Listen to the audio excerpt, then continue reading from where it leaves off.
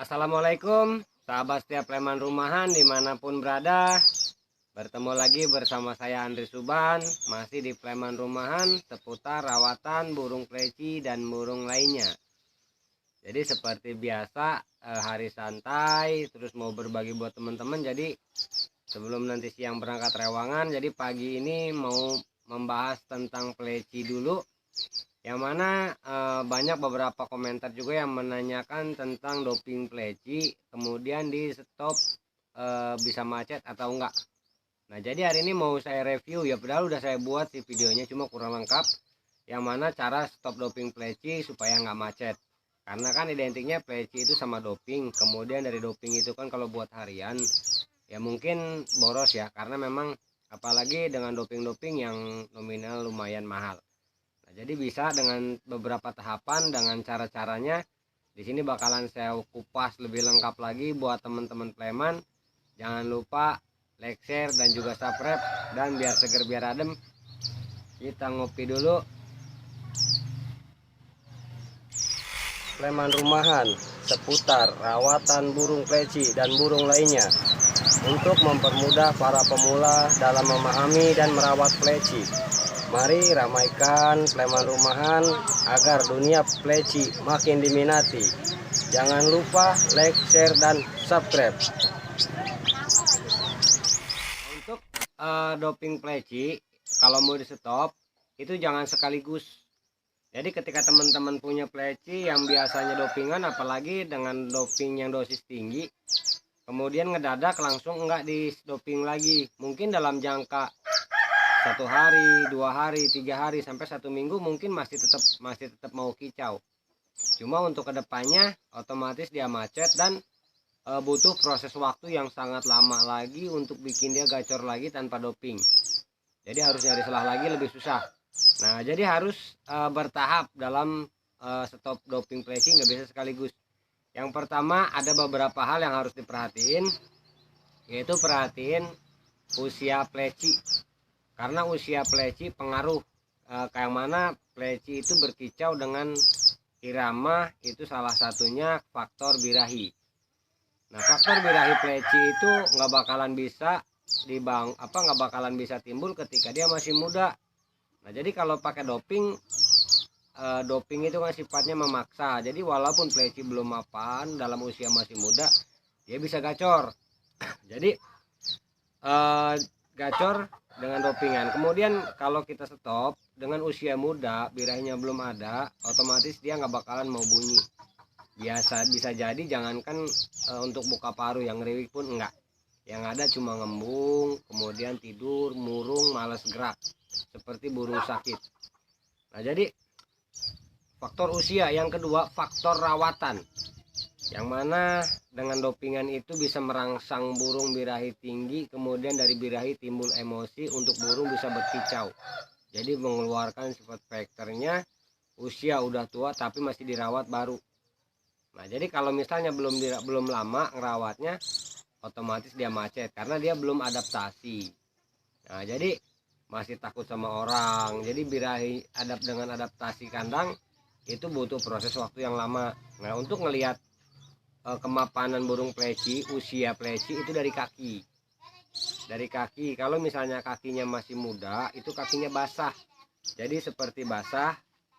Kalau burung baru lepas bereng ya, kalau misalnya bereng itu masih seperti ada kumis, jadi seperti ada kumis beberapa helai, itu masih muda, masih lepas bereng. Nah kalau masih muda udah lepas bereng, udah nggak ada kumis, dia biasanya kalau bulu itu nggak bisa jadi patokan, karena bulu yang cerah itu bisa dari faktor pakan. Jadi pakan pleci yang nutrisinya lengkap, ketika dikasih ke pleci dia bakalan bulu tetap cerah.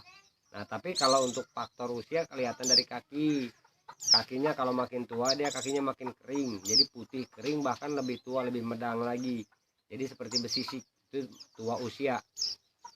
Kalau masih muda dia masih hitam, ada yang putih, dia kelihatan basah, seperti berair kakinya ya, basah nggak kering, itu tandanya pleci masih muda. Kemudian kalau untuk mapan rawatan, biasanya burung udah anteng, jadi dekat sama kita gini, walaupun dia nggak jinak, dekat sama kita dia udah nggak gerabakan lagi.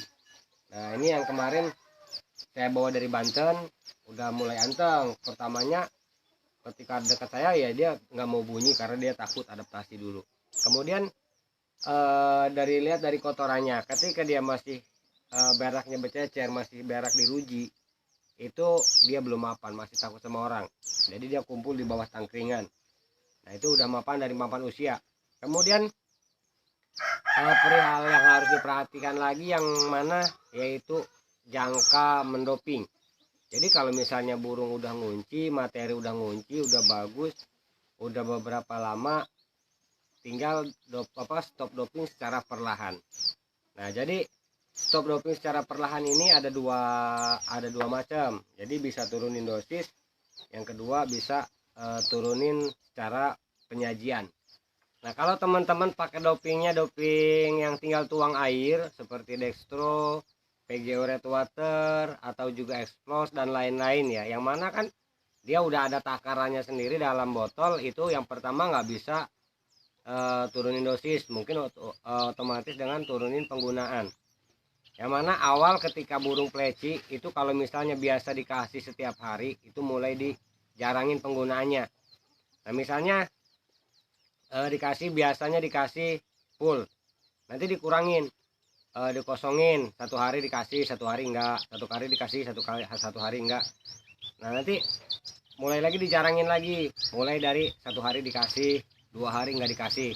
Tinggal lihat responnya. Ketika dia ada penurun dalam 1 minggu, kalau jangka 1 minggu dia mengalami penurunan kualitas kicau, jangan diturunin dulu, dibiarin dulu, rutin pagi dijauhin, kemudian siang dijauhin. Jadi ketika ada harus setiap hari itu harus burung dijauhin biar dia mau ngelatih irama dia, nggak bisa di koloni doang.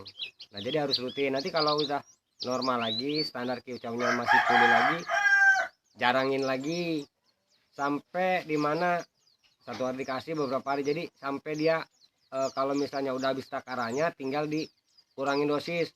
Kalau misalnya dalam 1 botol itu dituang 1 air, bisa 1 botol dibagi 2. Jadi selama dikosongin itu jangan dikasih cuma air mineral aja.